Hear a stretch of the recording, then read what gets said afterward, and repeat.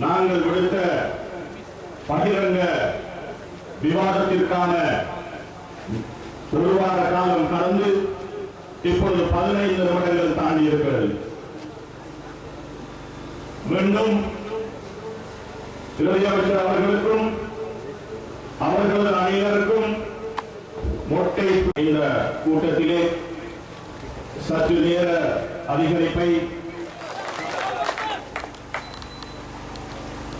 அல்லாஹ்வுக்காக இந்த மண்ணின் மீது, இந்த மண்ணின் குழந்தைகளின் எதிர்காலத்தின் மீது, எங்களின் எதிர்கால சிறார்களின் வாழ்வின் மீது நம்பிக்கை கொண்டு இந்த ஊரில் நல்லாட்சிக்காக உழைக்க வந்திருக்கின்ற எங்களையும் உங்களையும் போன்ற சகோதரர்களை கொச்சைப்படுத்தாது கௌரவமாக அரசியல் செய்வதற்கு வருமாறு அந்த சகோதரர்களுக்கு அழைப்பு விடுத்து இந்த மாதிரியே சில முக்கியமான விடயங்களை உங்களோடு பேச விரும்புகிறேன்.